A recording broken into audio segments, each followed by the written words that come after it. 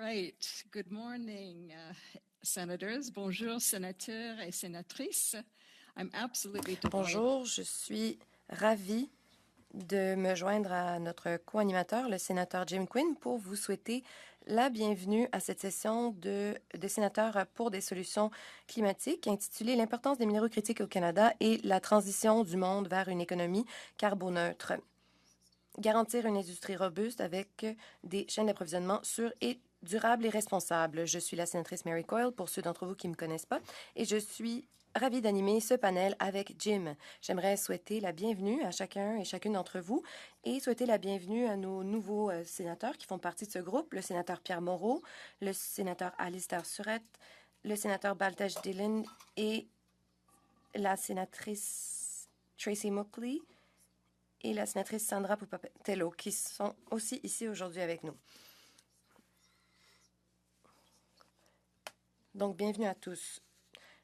J'aimerais tout d'abord reconnaître que ceux qui sont à Ottawa, comme moi, nous nous trouvons sur le territoire non cédé traditionnel de la nation Algonquine-Anishinaabe. Nous reconnaissons et honorons les peuples autochtones de partout au Canada et leur intendance des terres sur lesquelles nous vivons tous. Aujourd'hui, la discussion ne pourrait pas mieux tomber. Nous allons donc nous concentrer sur un aspect critique de l'économie propre du Canada et son économie de l'avenir. Donc, alors que les nations accélèrent leur transition vers la carboneutralité, la demande pour les minéraux critiques et les technologies vertes telles que les véhicules électriques, les batteries, les éoliennes, les panels solaires et l'hydrogène augmente. Et bien entendu, Trump a causé beaucoup de turbulences au sein de l'économie nationale et internationale. Ce sera important d'entendre ce que nos panélistes ont à dire au sujet de cette réalité et de l'impact sur tant la demande et l'offre de minéraux critiques. Le Canada est riche de ses ressources minières, mais mettre la production à échelle de manière durable et responsable, tout en garantissant notre place dans les chaînes d'approvisionnement mondiales, nécessite de nous que nous agissions de manière stratégique, donc, que nous collaborions et que nous développions les politiques et l'environnement réglementaire approprié. Et nous avions eu un panel en novembre intitulé « Réimaginer l'avenir, la prospérité dans l'économie carboneutre du Canada ».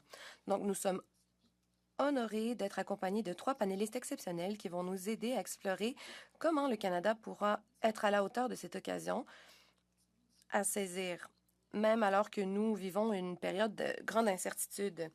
Nous allons aussi pouvoir discuter de la meilleure façon d'atteindre nos objectifs climatiques et économiques, tout en étant un chef de file mondial dans le développement de minerais sûrs et durables.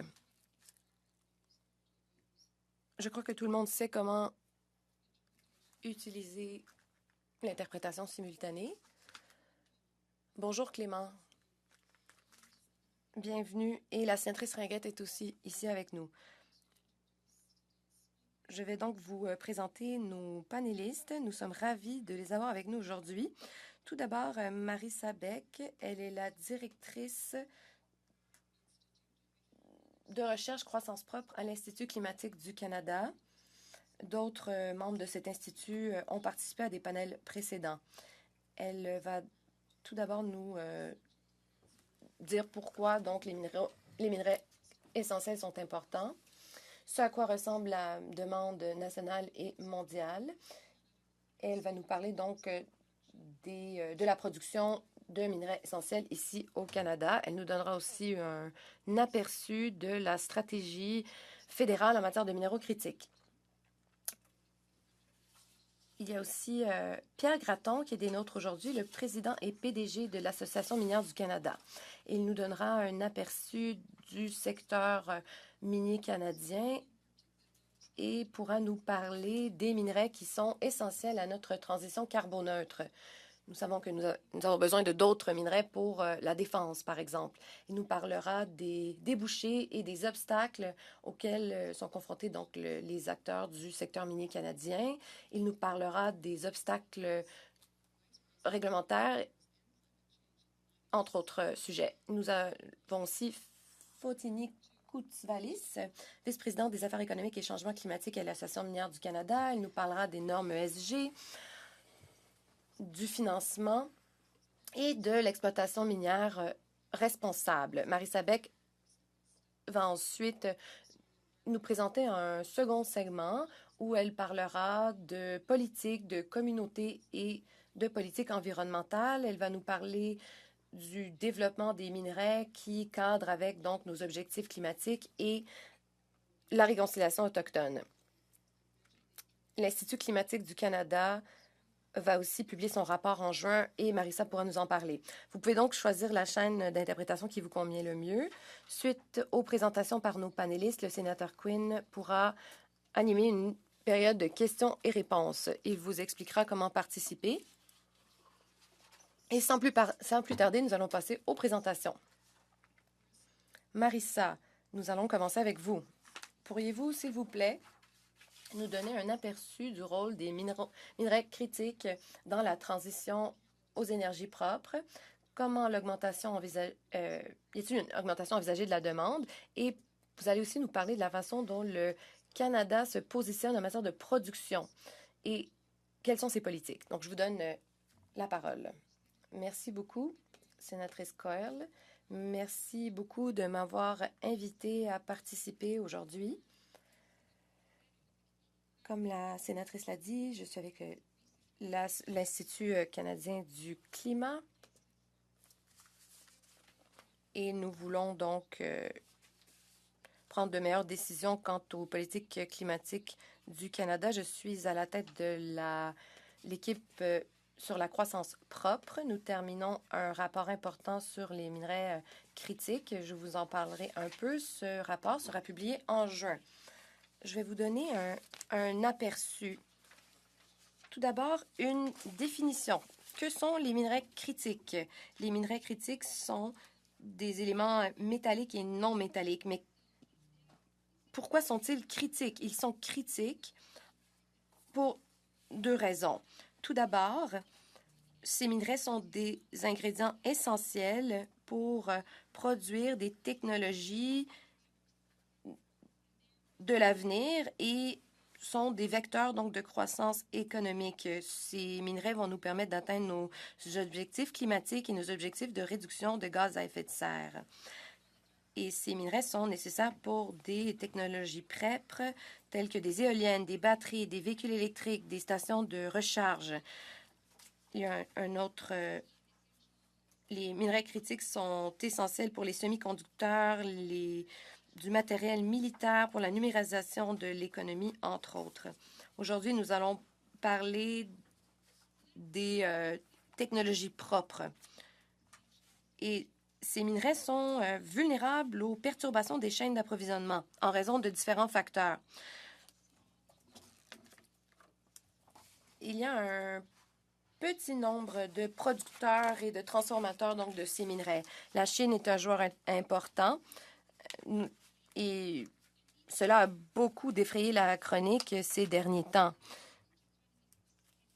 Et donc, ces grands joueurs font des économies d'échelle, ce qui rend plus difficile l'accession au marché des plus petits joueurs.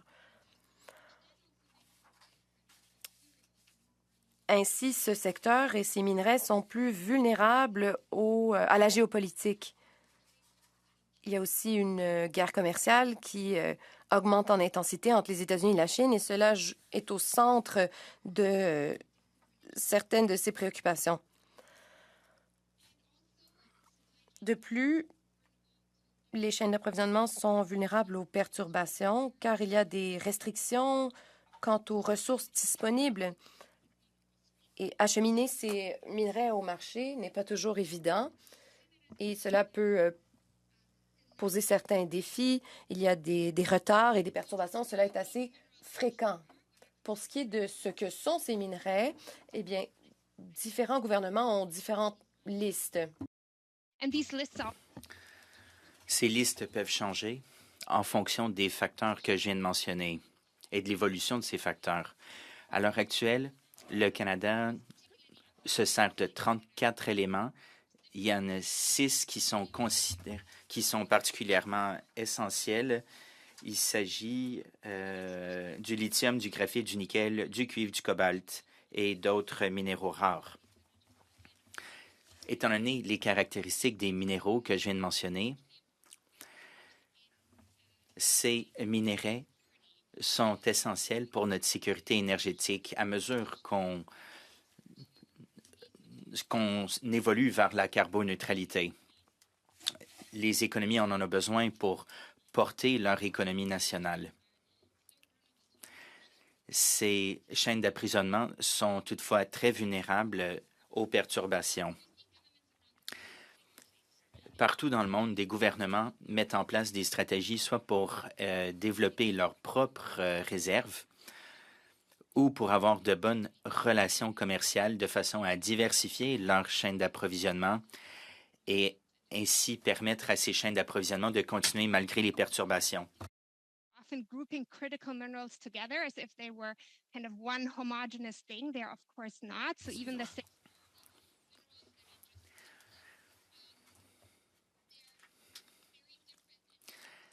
Alors, il y a des différences dont il faut toutefois parler, des différences au sujet des prix sur le marché, des caractéristiques chimiques, des technologies qui sont nécessaires pour les extraire. Je vais vous faire grâce de tous les détails, mais c'est tout simplement pour vous dire qu'il ne s'agit pas d'un groupe d'éléments homogènes. Parlons un petit peu des prévisions d'avenir. La demande devrait augmenter, ce n'est pas surprenant. On évolue vers la carboneutralité. On s'attend à ce que la demande augmente de 3 à 90 fois.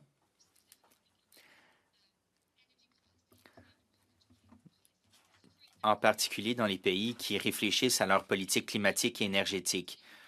La demande pour le lithium, par exemple pour la production des batteries, devrait augmenter par un multiple de 11 à 17 d'ici 2050. Le secteur minier mondial va avoir besoin d'investissements supplémentaires d'environ 480 milliards de dollars US, de 480 à 500 milliards de dollars US pour pouvoir continuer à extraire et produire ces minéraux. C'est des montants qui sont conséquents, d'où l'importance d'être actif dans le secteur. On s'attend à ce que la demande mondiale va s'élever à 770 milliards de dollars.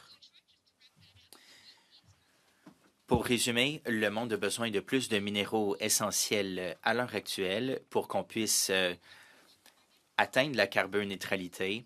On a besoin de ces éléments pour la technologie nécessaire à cette carboneutralité.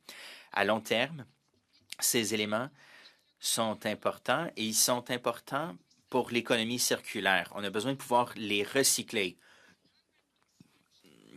À très long terme, il se peut que l'exploitation de ces minéraux diminue au fil du temps, mais à l'heure actuelle, on a besoin que cela augmente pour répondre aux besoins à l'heure actuelle. Les batteries, dans certains cas, peuvent être récupérées jusqu'à hauteur de 90 %. L'Agence internationale de l'énergie estime que cela pourrait réduire le besoin d'extraire de nouveaux minéraux de 25 à 40 % à très long terme. À l'heure actuelle, toutefois, il n'y a pas assez de minéraux qui sont en circulation pour répondre à nos besoins. Revenons un petit peu au Canada. Qu'est-ce que ça veut dire pour le Canada? Il y a une belle occasion à saisir. Le Canada a beaucoup de réserves, de gisements de ces minéraux, et cela peut être un élément moteur pour notre économie. On peut répondre aux besoins intérieurs ainsi qu'aux besoins du secteur de production des batteries. On peut échanger avec nos partenaires dans l'Union européenne. Aux États-Unis, les choses sont incertaines à l'heure actuelle, mais on peut faire des affaires avec d'autres pays pour répondre à leurs besoins. Je pense notamment à l'Europe, où la demande est très forte. L'Europe n'a pas beaucoup de ces minéraux à l'état naturel, donc on peut jouer un rôle dans leur chaîne d'approvisionnement. Évidemment, ces minéraux peuvent être distribués partout dans les provinces et territoires.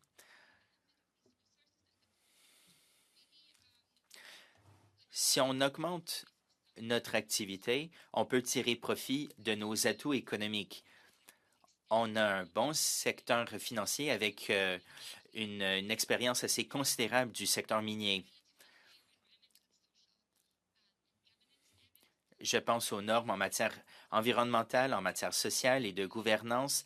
On est proche des clients. C'est sans parler des taux d'électricité qui pourraient augmenter au fil du temps. Donc, ces minéraux peuvent jouer un rôle important dans notre économie en général. À l'heure actuelle, il manque d'investissements dans le secteur. Les investissements à l'heure actuelle ne cadrent pas avec l'augmentation de la demande. Selon nos analyses à l'Institut du climat, le Canada a besoin de nouveaux investissements de 30 milliards de dollars à 65 milliards de dollars d'ici 2040. Les 30 milliards, c'est pour répondre aux besoins intérieurs, les 65 milliards pour répondre aux besoins de nos marchés d'exportation.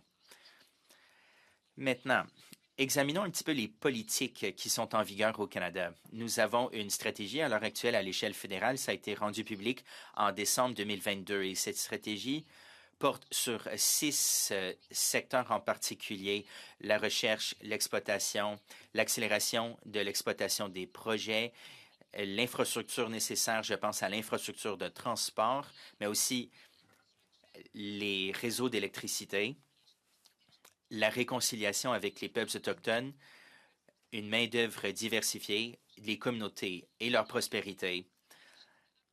Au sujet de la réconciliation, la plupart des réserves se trouvent sur des territoires autochtones ou proches de ces territoires. D'où l'importance d'établir une bonne relation avec les peuples autochtones. C'est un sujet qui est très important et on pourrait y revenir. Cette stratégie a été lancée grâce à un budget d'environ 4 milliards de dollars. C'est géré par le Fonds d'investissement stratégique et le Fonds d'infrastructure stratégique pour appuyer la construction, le développement des infrastructures. Je mentionne très brièvement le crédit d'impôt pour l'exploitation minière. On a un crédit d'impôt pour la production des énergies propres. Nous avons un centre pour l'excellence climatique à Ressources naturelles Canada. Il y a également un groupe de travail sur la réglementation environnementale. Ce sont toutes des initiatives qui visent à simplifier et à accélérer l'établissement de nouveaux projets. Au niveau provincial et territorial, des politiques de croissance ont été mises en place récemment. De plus en plus de gouvernements infranationaux élaborent des stratégies à cet effet.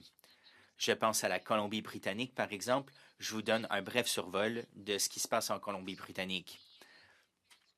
Ils ont une stratégie avec 4 objectifs: la réconciliation avec les peuples autochtones, attirer des investissements et établir des partenariats avec le secteur des minéraux critiques.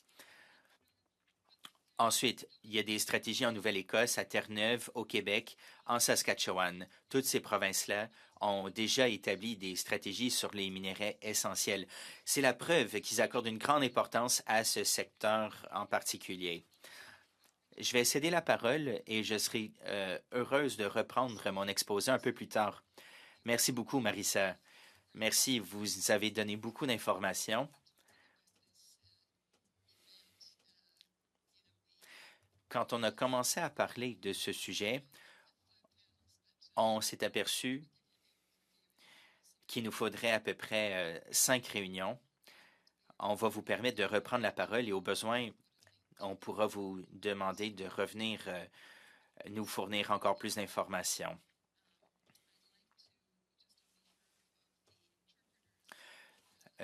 Alors, au nom des interprètes, si vous prenez la parole, si vous posez des questions, je vous demanderai de placer votre microphone entre la bouche et le nez, si c'est possible, entre la bouche et le nez. Et si votre arrière-plan n'est pas naturel, je vous demanderai de l'éteindre parce que cela peut nuire à la qualité du son. Nous allons passer à Pierre et à Fotini. On aimerait bien savoir ce que vous pensez du rôle du secteur minier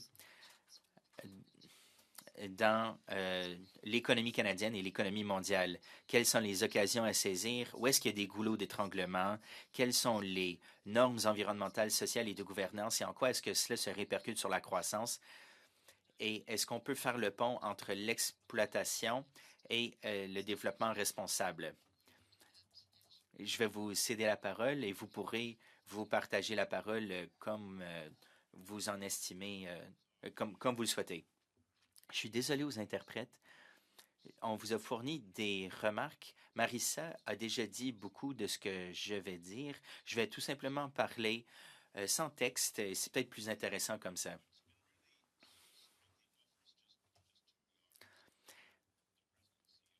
Le président, le PDG de l'Association minière canadienne représente la majorité des producteurs miniers canadiens. Vous avez probablement tous entendu parler du PAC et de leur congrès à Toronto chaque année. C'est eux qui font de l'exploration. Nous, on exploite ces gisements. On a un grand nombre de membres qui produisent toute une liste de produits de base, parfois des minerais essentiels, d'autres fois d'autres produits. Et ça se passe partout au Canada. Il y a juste à l'île du Prince-Édouard où il n'y a pas d'activité minière. En fait, avant de passer à autre chose, je voudrais faire un bref commentaire sur ceci. L'une des initiatives de notre association minière et l'une des conditions pour être membre, c'est l'exploitation minière responsable, durable. C'est la première norme minière établie dans le monde. Nous la mettons en œuvre depuis maintenant 20 ans. Chaque année, les membres doivent évaluer leurs activités en fonction de 30 ou 40 indicateurs de respect de ces normes. Cette initiative est surveillée depuis le début par un panel multipartite avec des représentants des 3 Premières Nations, en fait des 3 groupes autochtones, les Premières Nations, les Métis et les Inuits, ainsi que les syndicats, le secteur financier, nos clients et les communautés minières elles-mêmes. C'est un aspect central de notre activité minière au Canada. Cette norme a été exportée dans 12 autres pays dans le monde. Leurs associations minières ont adopté ces normes avec d'autres associations qui devraient l'adopter cette année. Alors, c'est une pratique responsable qui est épousée par d'autres pays dans le monde maintenant. Donc, ma collègue vient tout juste de décrire donc la quantité de minéraux dont nous allons avoir besoin pour assurer notre transition, pour répondre à nos besoins géopolitiques, mais aussi dans d'autres secteurs de l'économie. Donc, il va être absolument essentiel que nous exploitions ces minerais de manière responsable. Cela fait environ 6 ans que les minéraux essentiels sont donc sur toutes les lèvres. Nous ne sommes pas un secteur qui interagit énormément avec des clients. Vous pouvez aller dans une bijouterie et acheter des bijoux, par exemple, mais je ne sais pas si les gens réfléchissent à la provenance de ces métaux.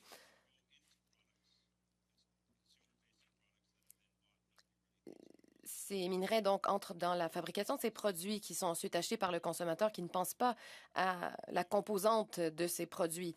Votre voiture, par exemple, un iPhone, etc., eh bien, on achète ces produits, mais personne ne va dans une boutique acheter une livre de nickel.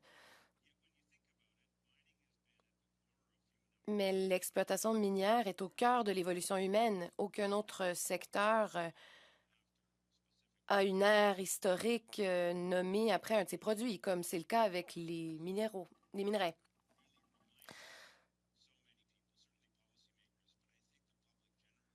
Le public et les gens qui élaborent les politiques doivent réfléchir à la provenance de ces minerais.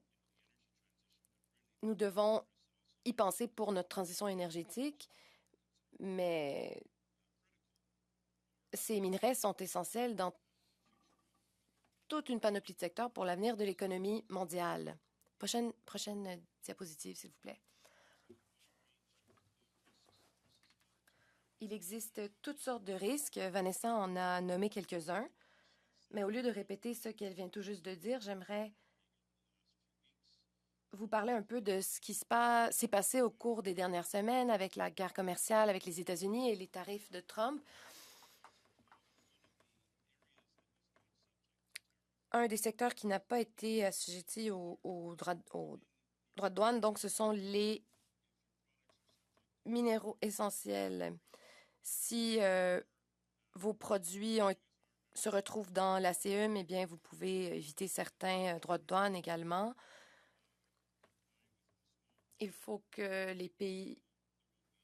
en fait que les pays donc signataires de l'ACEUM exportent leurs produits en respectant les conditions de cet accord de libre-échange. Et donc,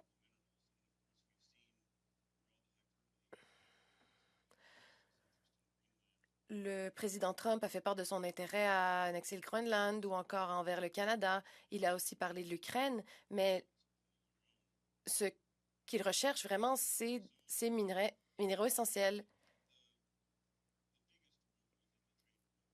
Et la plus grande guerre commerciale est avec la Chine. Et je crois que cela démontre que la Chine, donc, est en très bonne posture et nous pensions que la Chine développerait une économie plus axée sur les marchés, plus libre, et cela n'a pas été le cas. Mais les Chinois étaient occupés à créer des monopoles dans toutes sortes de marchés. Par exemple, ils contrôlent presque entièrement le marché du nickel grâce à leurs investissements en Indonésie, qui est le pays qui produit la plus grande quantité de nickel dans le monde. Et donc, la Chine a une influence disproportionnée sur le prix des marchandises ou des...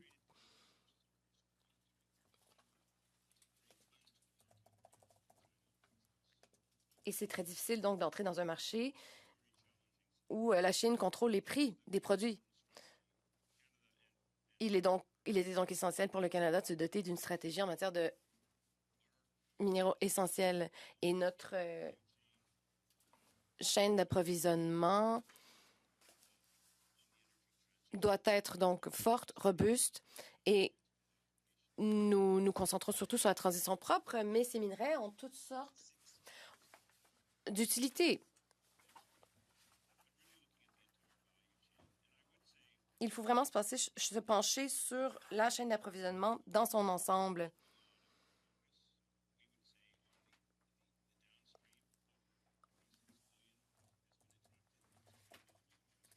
Le Canada a tiré 48 milliards de dollars de nouveaux investissements dans les véhicules électriques et les batteries pour ces véhicules électriques. Vous connaissez le nom de certaines de ces entreprises. Vous savez que certaines d'entre elles sont confrontées à différents défis en ce moment, mais ce n'est qu'au cours des dernières années que nous nous concentrons plus sur l'approvisionnement de ces minerais. Et si nous n'en produisons pas plus, eh bien, nous exposons le Canada à des risques plus importants, car ces sociétés devront importer davantage de minerais de la Chine pour pouvoir bâtir ces véhicules électriques, que ce soit les voitures elles-mêmes ou encore différentes composantes qui sont utilisées dans la fabrication de ces véhicules. Au cours des 20-25 dernières années, la production de ces minerais, donc que ce soit le nickel, le cobalt ou d'autres, eh bien, la production au Canada est en déclin. Nous devons donc absolument renverser cette tendance. Les derniers budgets fédéraux ont investi pour encourager cette activité, pour encourager donc cette exploitation minière. et le besoin est criant. Nous devons absolument augmenter notre production, sinon nous sommes plus à risque.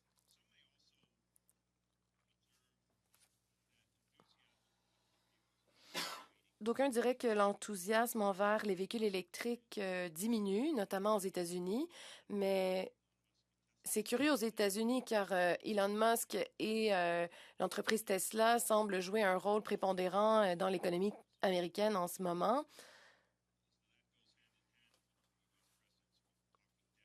Et le président Trump critique aussi la transition énergétique et les véhicules électriques.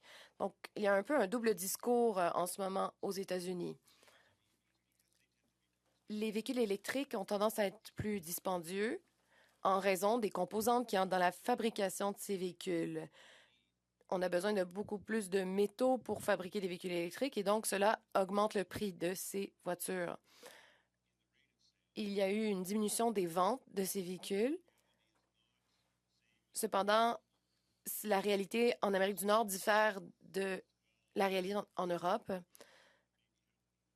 Et peu importe ce qui se passe aux États-Unis en date d'aujourd'hui, la plupart des gens se disent que nous allons continuer à produire des véhicules électriques malgré les défis.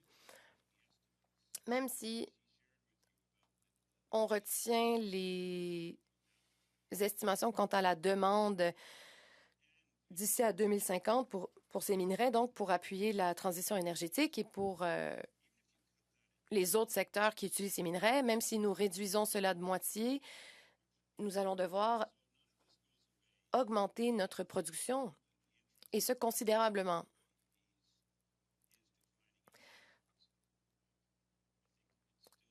Je crois que malgré la diminution de ventes pour ces véhicules dans certaines régions du monde, la demande pour la production de ces véhicules ne va pas diminuer. Même si cette production est alimentée par le charbon ou le gaz, eh bien, nous aurons besoin de cuivre et d'acier pour les lignes de transmission. Donc, nous allons voir une augmentation de la demande pour ces minerais afin d'alimenter toutes sortes de secteurs de l'économie canadienne.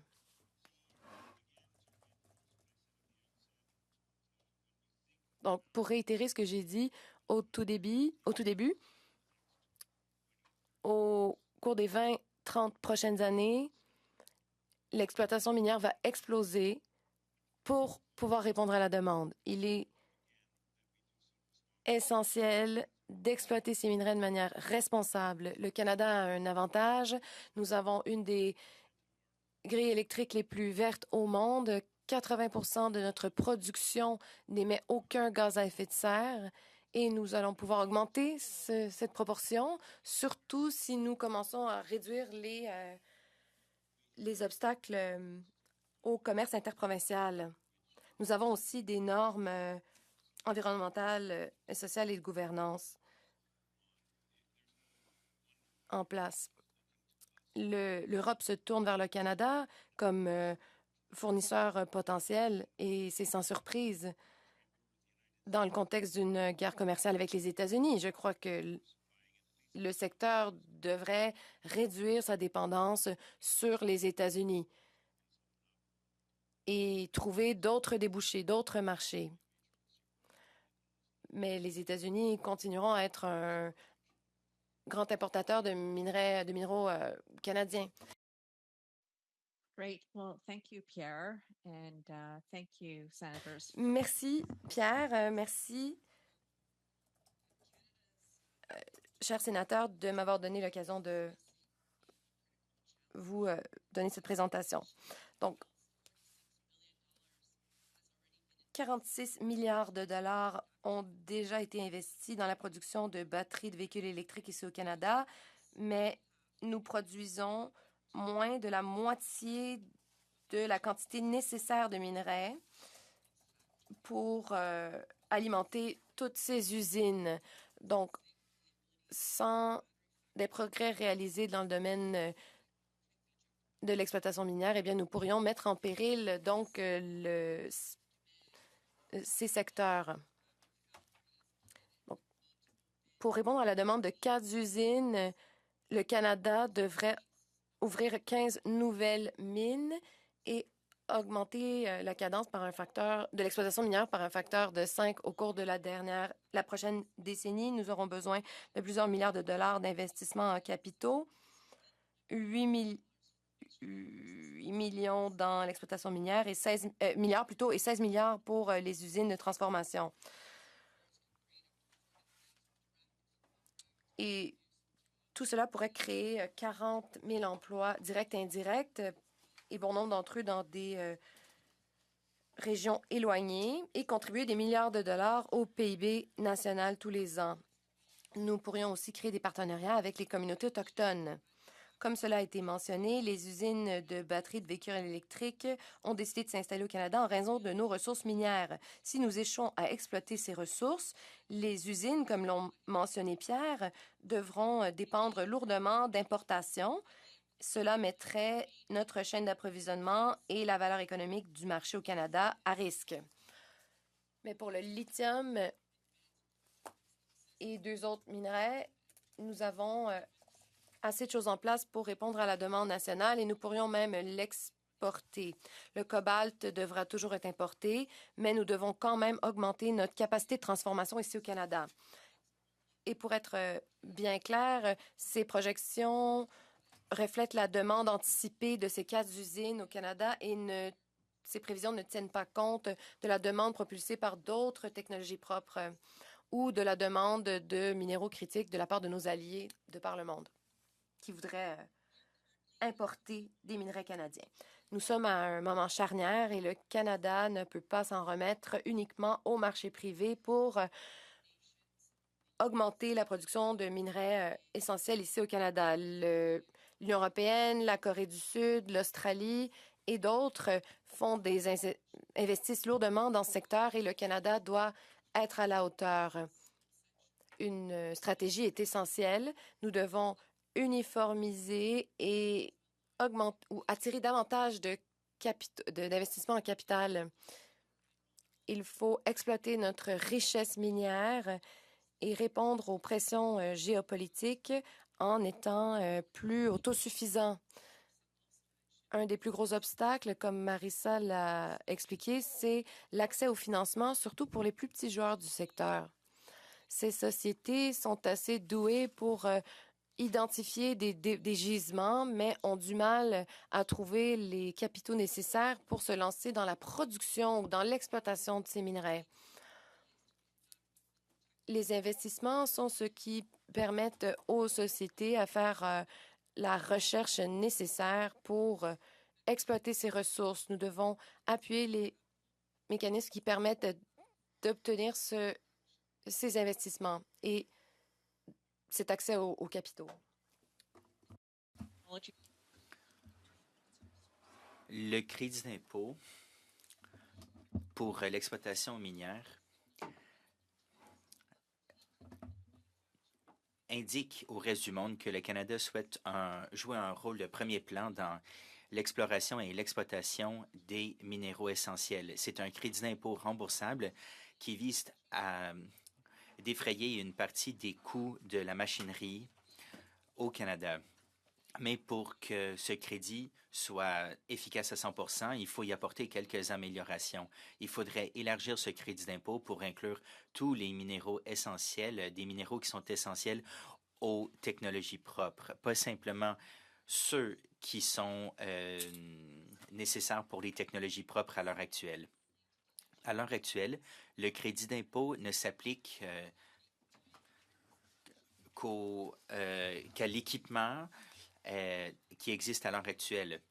Sauf que ce crédit d'impôt, à notre avis, devrait également s'appliquer aux coûts d'exploitation comme la construction des tunnels et la séparation de certaines matières rocheuses.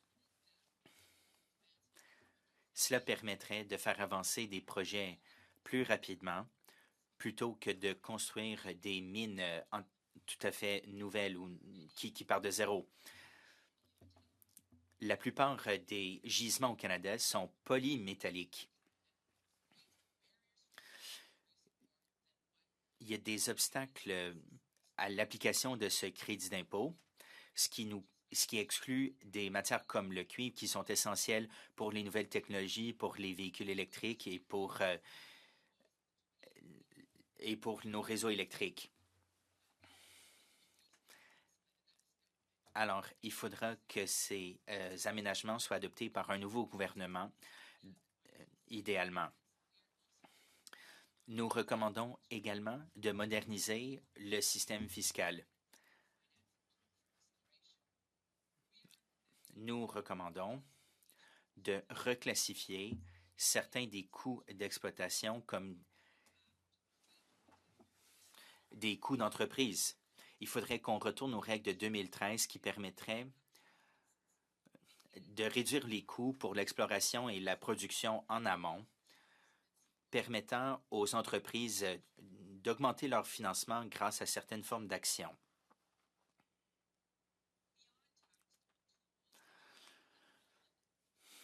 Au-delà des aménagements fiscaux, il faudrait que EDC et la BDC accordent la priorité aux projets miniers en amont. Il faut continuer à tirer profit du fonds d'investissement stratégique pour répondre aux besoins d'investissement de certaines de ces entreprises. Très souvent, les gisements les plus prometteurs sont dans des régions éloignées ou nordiques. Il faut investir dans les routes, dans l'énergie et dans des technologies numériques. Ressources naturelles Canada dispose d'un fonds sur les infrastructures essentielles, sauf que ce fonds n'a pas un budget suffisant. Il faut que le gouvernement y investisse davantage, permettant de réduire les risques des projets, augmenter notre viabilité économique, augmenter l'extraction de ces minéraux et augmenter la production. À l'échelle mondiale, il faut qu'on s'attaque à certaines mesures commerciales qui sont trop agressives. Je pense notamment à la Chine qui vend des produits en deçà du prix coûtant. Et cela se traduit par une augmentation de l'offre et fait en sorte que des projets ne sont pas viables sur le plan économique. Cela peut nuire à la viabilité à long terme de certains secteurs. Finalement, cela peut nuire à la croissance économique. Il faut qu'on stabilise les marchés et qu'on obtienne des garanties pour nos débouchés. C'est mieux que des stratégies ponctuelles. Soyons francs, c'est très compliqué encore aujourd'hui d'obtenir un permis d'exploitation. Le processus est très lent et cela nuit à notre capacité de faire concurrence à d'autres pays. Parfois, les démarches sont un dédoublement. On demande des améliorations concertées.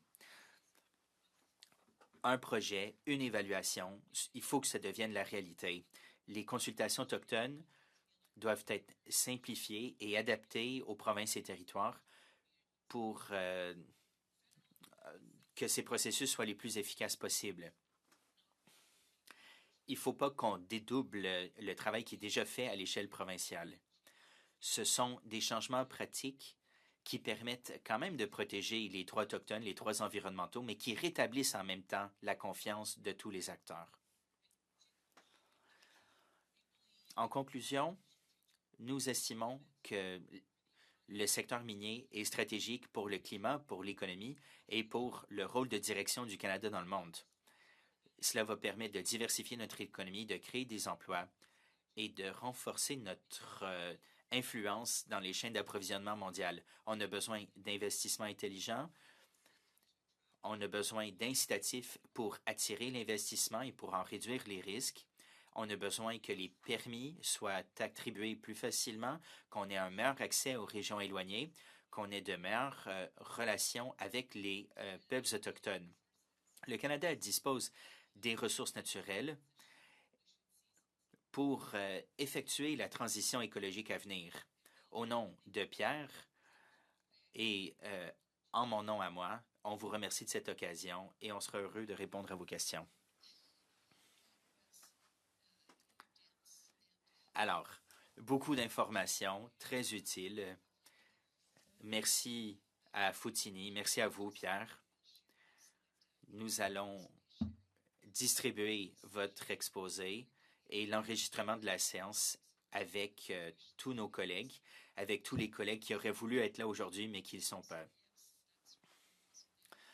C'est formidable. Nous allons maintenant passer au mot de la fin. En fait, oui, quelques mots de plus de la part de Marissa. Est-ce que, Marissa, vous pourriez nous parler un instant? J'étais pas à la bonne page.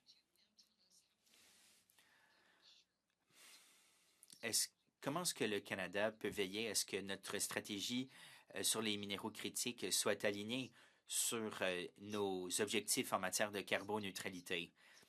Quelles politiques, quels modèles peuvent être mis en place pour que nos pratiques soient durables, que nos partenariats soient durables aussi, en particulier nos partenariats avec les communautés autochtones? Foutini vient d'en parler.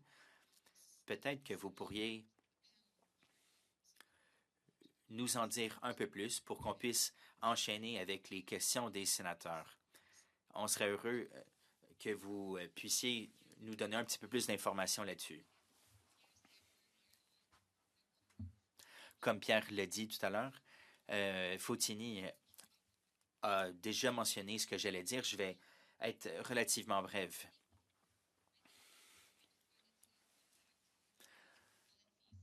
Je voudrais qu'on examine les politiques à mener au Canada. Les gouvernements canadiens doivent prendre des décisions.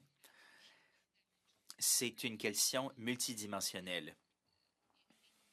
On en a beaucoup entendu parler dans les exposés précédents, mais je vais vous donner un petit peu plus d'informations pour vous montrer tout ce qui entre en ligne de compte dans les décisions qui sont prises.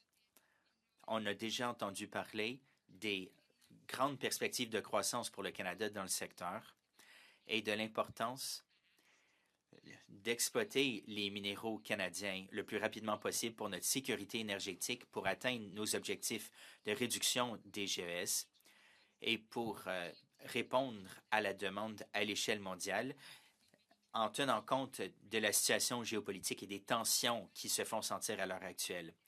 On a parlé d'un manque d'investissement. L'argent n'est pas suffisant en ce moment. On a besoin d'investissements pour réaliser tout notre potentiel. Il y a d'autres dimensions dont on a entendu parler. Je pourrais peut-être vous donner quelques détails de plus. Foutini a parlé d'un cadre d'exploitation minière durable. L'énergie, l'économie propre aura besoin à très long terme de moins de ressources qu'une économie portée par les hydrocarbures. Sauf qu'il ne faut pas oublier les conséquences du secteur minier. Je pense à la biodiversité, au cercle de feu. C'est un endroit qui est très riche en gisements. C'est aussi l'un des endroits dans le monde où on a beaucoup d'espaces naturels, des espaces humides, marécageux, avec beaucoup de biodiversité. Alors oui, il y a des conséquences éventuellement sur la santé des communautés locales. Ensuite, il y a le nettoyage des mines à la fin de leur vie utile et les émissions de gaz à effet de serre dans le cadre de l'exploitation. Si on peut utiliser moins de machinerie, si on peut électrifier ces machines-là, ça nous permettrait de réduire nos émissions de GES. C'est bon d'avoir un œil là-dessus, en particulier si nos activités sont vouées à augmenter. Alors, pour revenir au cercle de feu et à ces endroits marécageux, si ça va être exploités industriellement. Le simple fait de remplacer ces espaces marécageux par des espaces industriels va dégager des GES. Je pense également aux revendications territoriales qui n'ont pas encore été résolues. On n'a pas encore assez de consultations entre les gouvernements et les peuples autochtones.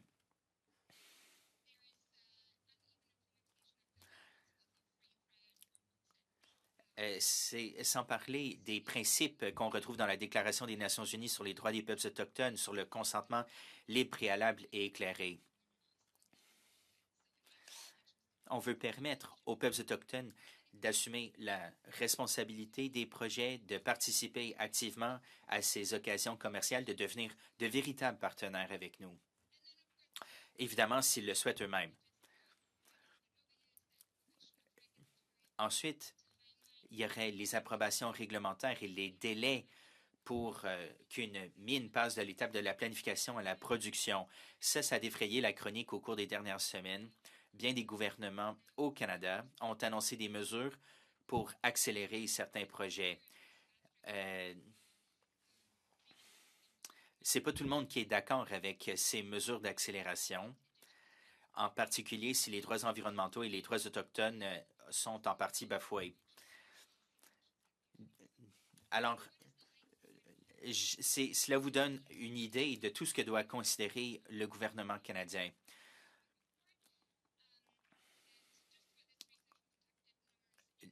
Nous avons, dans le cadre de nos études, fait bien des entrevues. On a noué le dialogue avec plusieurs acteurs et on a élaboré des politiques qui pourraient être menées pour augmenter les investissements et accélérer l'exploitation des projets.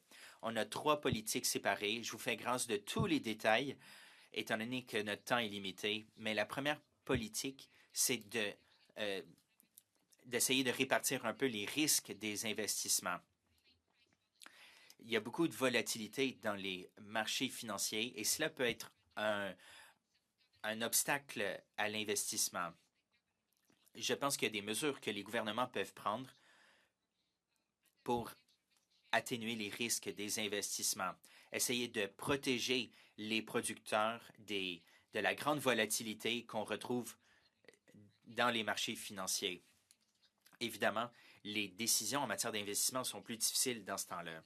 La deuxième série de politiques vise à renforcer les droits autochtones grâce à des partenariats.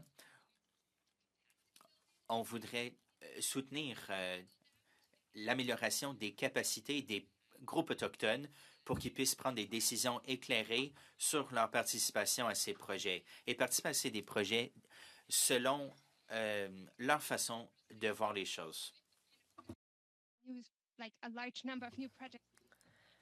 Et donc, il y aura de nouveaux projets et nous allons donc augmenter la participation des Autochtones, notamment dans le cadre de consultations. Le gouvernement peut donc appuyer ces activités qui visent à augmenter la capacité et à améliorer l'accès de ces communautés aux capitaux. Si une communauté autochtone veut être partenaire dans ces projets, le gouvernement peut les aider à avoir accès à des capitaux. Ensuite, pour ce qui est de troisième sorte de politique, elle fait référence plus aux risques environnementaux, donc par exemple la gestion de bassins de détritus ou encore la fermeture de mines.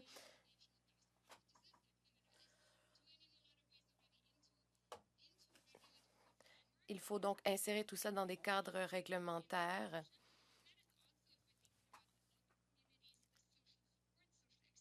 Et donc, il faut qu'il y ait une acceptabilité sociale de l'augmentation de l'exploitation minière dans un milieu donné.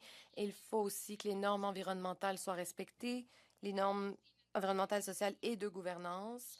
Par le passé, nous avons aussi vu qu'il y avait des oppositions aux projets dans certaines communautés. Cela peut augmenter les coûts pour la société minière ou encore retarder les approbations réglementaires nécessaires.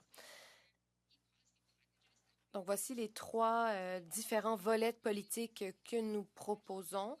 J'ai sauté certains des éléments, je peux répondre à vos questions, mais nous pensons que la combinaison de ces politiques pourrait vraiment améliorer les choses dans le court terme et augmenter la prévisibilité pour les investisseurs sans compromettre la participation autochtone ou les normes environnementales, sociales et de gouvernance. Je serais ravie de répondre à vos questions, si vous en avez. Merci beaucoup, Marissa, de votre présentation.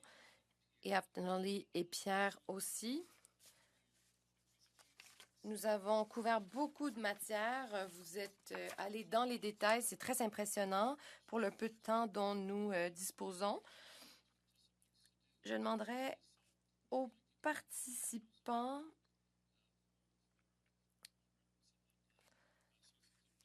d'allumer leur caméra car nous aimons prendre des photos de groupe. Si vous avez une question, veuillez utiliser la fonction main levée et je pourrai vous donner la parole pour qu'on réponde à votre question. Si jamais nous dépassons l'heure à donner, ou midi et quart, vous pourrez soumettre vos questions à moi-même ou à ma collègue et nous pourrons les soumettre aux membres du panel pour qu'ils vous répondent.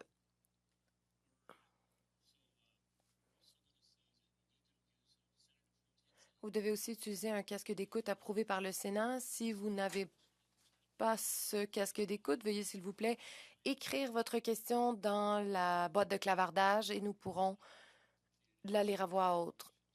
Si les membres du personnel ont des questions, vous pouvez aussi lever votre main ou envoyer vos questions à l'écrit. Sur ce, nous allons maintenant commencer la période de questions et réponses. Je vois que le sénateur Cardozo a activé la fonction main levée. Donc, je vous donne la parole. Merci, sénateur Quinn. Et merci à ma collègue d'avoir organisé cette séance. Merci aux panélistes qui sont des nôtres aujourd'hui. J'ai levé ma main car je ne trouvais pas la fonction main levée à l'écran. J'ai un commentaire. Nous nous trouvons à une époque charnière pour le Canada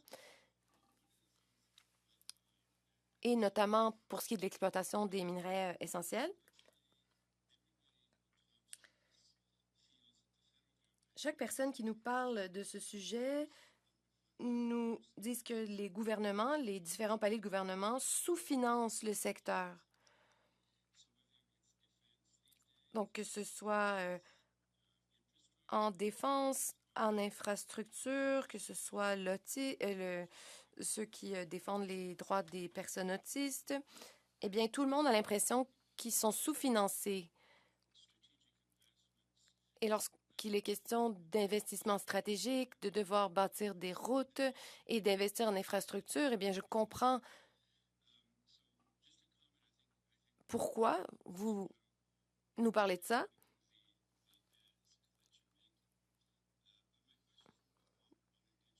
Mais j'ai une question au sujet de la consultation auprès des Autochtones. Vous avez parlé de consultation, d'augmenter la capacité au sein des communautés autochtones.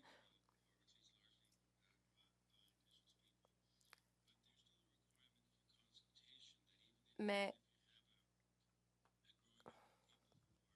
même si de plus en plus de membres de la communauté autochtone connaissent les données scientifiques,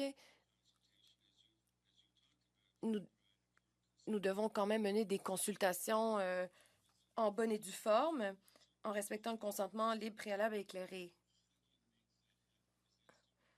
Comment peut-on réussir cela? Lorsque les partis politiques parlent de l'importance d'accélérer l'approbation de ces projets, eh bien, je ne crois pas que ce sera possible. Voulez-vous répondre à cette question, Pierre? C'est un commentaire que je voulais faire. Vous pouvez me répondre si vous... Ah oui, Pierre, allez-y. Bonjour, sénateur, ravi de vous revoir.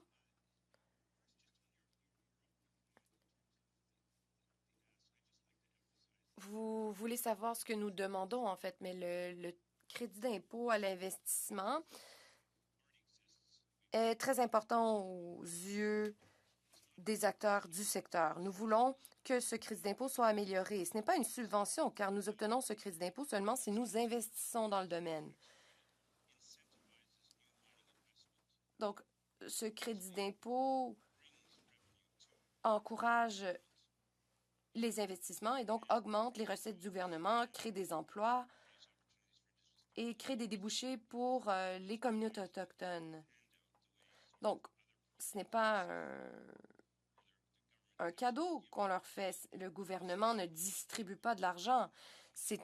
Il s'agit bel et bien d'un crédit d'impôt, mais il faut investir une somme pour pouvoir en bénéficier.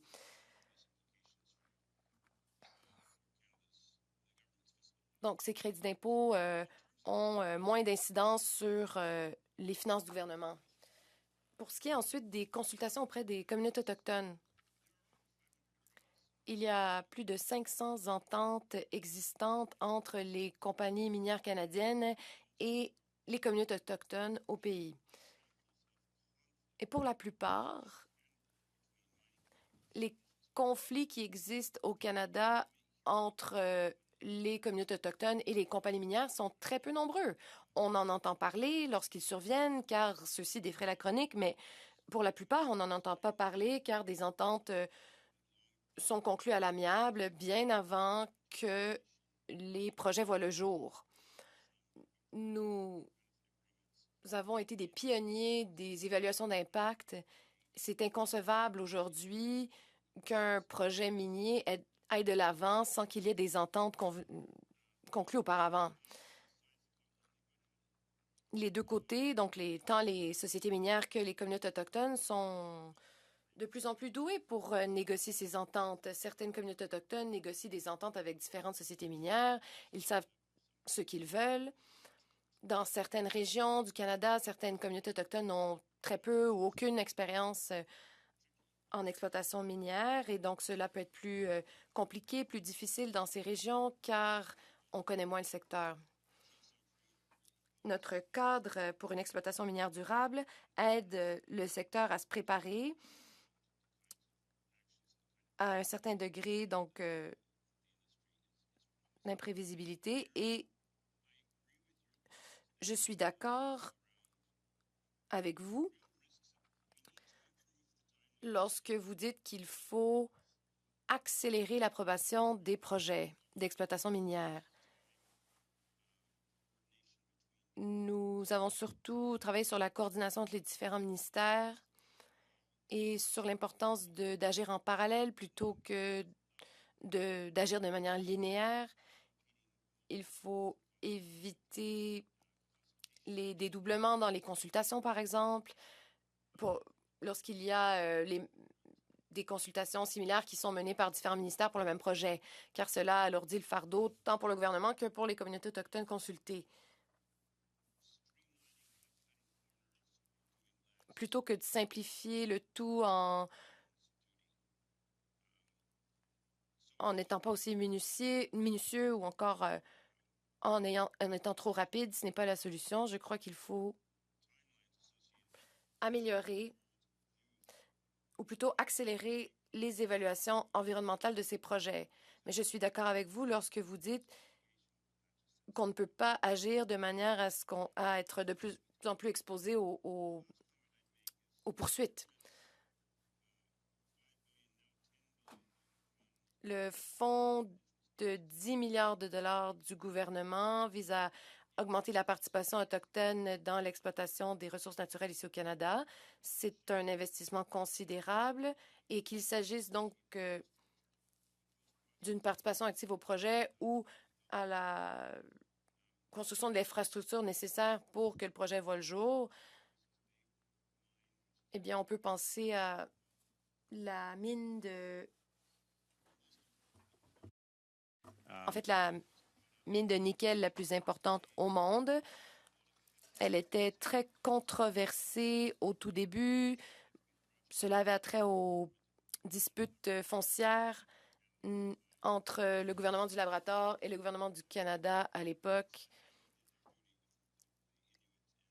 Et donc, les différents paliers de gouvernement se sont assis avec les Inuits et les Inuits pour négocier. Et maintenant, ce projet est approvisionné à 70% dans les communautés autochtones. Il y a un fort engagement des communautés autochtones dans ce projet. Donc, les gouvernements doivent créer des conditions idéales pour que le secteur privé puisse s'épanouir. J'aimerais maintenant demander à la sénatrice Melville-Deschênes et au sénateur Gignac and our panelists can then cut in. et nos panélistes pourront répondre aux questions. Sénatrice? Oui, merci. Je vais poser la question à M. Gratton en français, puisqu'il maîtrise très bien cette langue. M. Gratton, on s'est connu sur d'autres enjeux. Et j'aimerais revenir un peu à la situation internationale.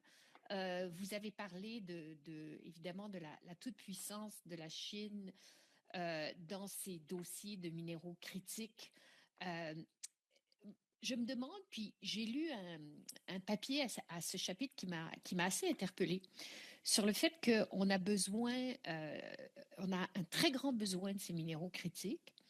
Et est-ce qu'on va remplacer des forages pétroliers par des mines où on va, veut pas, étant donné ce qui se passe à travers le monde, embaucher plus d'enfants pour ces mines, plus de travail forcé.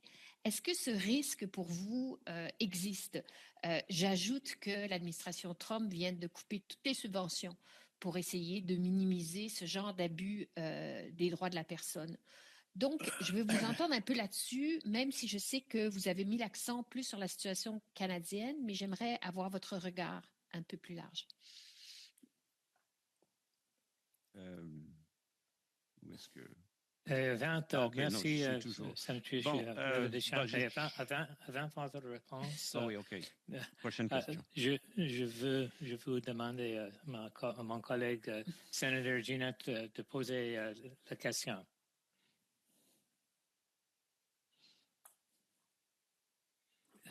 On vous entend pas. Yeah. After 3-4 years, nobody I should have done this mistake. So thanks our colleagues for organizing that and guest speakers. So. Oui, l'interprète signale que le son n'est pas suffisamment bon pour les fins de l'interprétation. Le service va reprendre immédiatement après la question. For example, in China, il faudrait que le sénateur Gignac connecte son casque d'écoute et qu'il baisse son microphone, s'il vous plaît. Energy risks and what should guide government? Because if we go, for example, in the energy, it's integrated from downstream to upstream for the big oil company. So this is a risk for Canada to be involved and support the mining development and so on. If suddenly, notice what happened with Northvolt in Quebec, for example. So if government spend a lot of money, but do not have this guarantee of integration, it's suddenly we change the rule of the game and we have no longer 100% on the China vehicle. All this project and billions demand from EV battery will be gone, and suddenly we can lose money. Given so, I apologize to ask that, but I'm a former Minister of Economic Development Quebec and Natural Resources, so I really enjoy and want to develop the sector natural resource, but we have to be careful about public money to engage, to support if we have no guarantee about the clientele. Thanks. Thank you for the two questions. I'm going to ask the panelists to be very... Merci pour ces deux questions. Je vais demander à nos panélistes d'y répondre.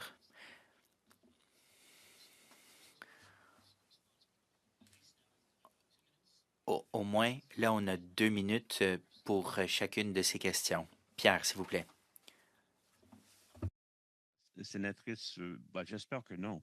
Je peux rien garantir, mais j'espère que non. Nous avons, grâce à vos efforts, une loi canadienne qui va s'assurer que des compagnies canadiennes vont s'assurer qu'il n'y a pas de travail forcé ni de travail d'enfants. Et aussi, d'autres pays ont toujours ces lois, Australie, Angleterre, l'Europe en général. Je pense qu'il y a assez de protection pour la plupart des pays qui sont actifs au secteur minier, mais on ne peut pas garantir que toutes les compagnies, des compagnies chinoises, on ne peut pas garantir tout ce qu'ils vont faire. Mais j'ai plus de confiance en termes des actions des compagnies canadiennes. Anybody else want to join in? D'autres questions? Dr. Beck? Maybe just a quick response to the second. Une brève réponse à la deuxième question, peut-être, si vous me le permettez, en 1 minute. Il est question de prévision de la demande. Oui, il y a des risques. C'est toujours dépendant des technologies émergentes. Les prévisions dans diverses organisations indiquent presque toutes que la demande devrait beaucoup augmenter. Cela dit, la demande est incertaine. On ne sait pas quelles seront les technologies dominantes de l'avenir.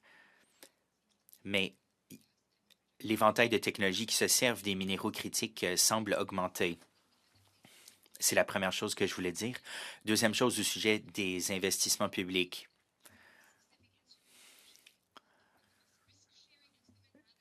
Je pense notamment à la répartition des risques plutôt que d'accorder des subventions à ces projets. On va en parler plus en détail dans notre rapport, mais il y a des politiques que les gouvernements peuvent mener où le fardeau financier peut rester relativement faible, mais avoir un bon impact sur les investissements. Si les prix, par exemple, devaient baisser en deçà d'un certain niveau, ou dans certains cas, le gouvernement pourrait intervenir si certains risques se manifestent. C'est une façon d'être responsable et prudent sur le plan financier tout en aidant le secteur. Il y a des outils, des politiques que les gouvernements peuvent mener pour réconcilier ces risques avec le besoin d'appuyer le secteur. Merci. L'un des sénateurs souhaite poser une brève question et une brève réponse. Nous disposons d'1 minute ou 2.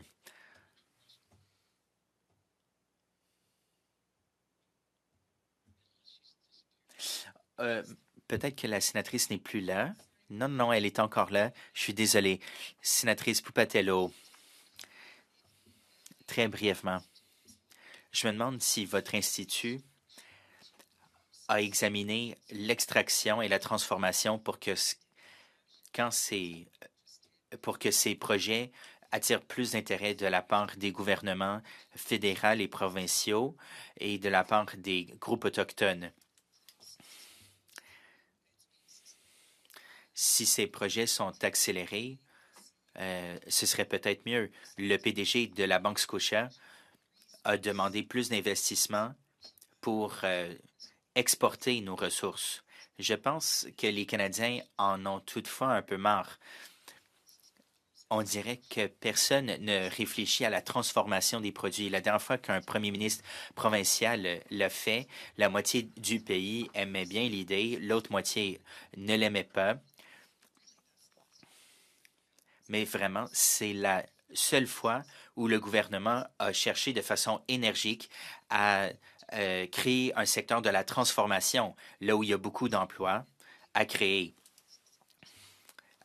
Alors qu'on soit davantage axé sur la transformation plutôt que sur l'extraction. Une brève réponse, s'il vous plaît. Une brève réponse. Oui, c'est très important. il faut qu'on examine les choses du point de vue de la chaîne d'approvisionnement. Dans notre rapport, on examine les questions en aval. Des recherches ont été faites sur les capitaux qui sont nécessaires au début du processus. La transformation, c'est une partie de la chaîne d'approvisionnement. Il faut que ce soit évolué. Je ne sais pas si c'est Pierre ou Fautini qui en parlait tout à l'heure. Si le Canada ne se concentre que sur la transformation ou sur l'extraction, ce qui manque dans la chaîne d'approvisionnement augmente notre vulnérabilité. Alors, oui, il s'agit. Donc, oui, il faut chercher à intégrer les projets. Pierre? Oh, vous êtes en sourdine. Voilà. Beaucoup se demandent pourquoi on n'a pas une usine de traitement du cuivre en Colombie-Britannique pour qu'on puisse l'exporter par la suite en Asie. Les marges bénéficiaires sont très minces à cause de la Chine. La Chine a développé une très grande capacité. C'est difficile de percer ce marché-là. Les États-Unis cherchent eux aussi à augmenter leur capacité de raffinage et de transformation. Ça va être un défi. Mais ce n'est pas pour dire que ça ne puisse pas arriver. En général, il faut un méga projet comme ceux qui ont été mis en place par le passé pour justifier les facteurs économiques. On ne les construirait pas là où on les construit en ce moment. Il faudrait que ces usines soient proches des marées. Nous avons toutefois la chance de disposer déjà de toute la chaîne d'approvisionnement. On a déjà des usines de transformation et des raffineries. On en a déjà au Canada. On construit une nouvelle usine de cobalt en Ontario et on recycle. On a des moyens de recycler au Canada. Marissa, tout à l'heure, a parlé du besoin de recycler. Nous avons un secteur qui offre tous les éléments nécessaires à ce secteur circulaire. Ça nous permet de recycler les batteries d'automobiles, les batteries électriques. Mais oui, effectivement, il faut qu'on soit centré sur la chaîne d'approvisionnement dans son ensemble. Alors, je tiens à remercier nos témoins. À moins que Marie, vous souhaitiez dire quelques mots. Oui, je voudrais tout simplement dire quelques mots. Merci, Jim, et merci à Marissa, Pierre et à Fautini de nous avoir fait part de votre expertise sur cette question essentielle. Votre éclairage nous a donné une idée de toutes les perspectives qui s'offrent à nous. On veut que ces choses-là soient faites de façon responsable, durable et équitable. Je remercie mon personnel pour son appui et je félicite Devin Blaskovich qui est là aujourd'hui et qui va commencer une nouvelle carrière avec le Centre de développement international un peu plus tard ce mois-ci. Je remercie tous mes collègues qui nous ont rejoints aujourd'hui. Si vous ne nous avez pas encore rejoints, sachez que vous êtes toujours les bienvenus. Vous aurez des nouvelles de nous bientôt. Nous allons envoyer un sondage pour sonder votre avis sur nos activités jusqu'à maintenant et pour obtenir des avis sur nos activités futures. On se prépare pour les solutions pour le climat 2.0.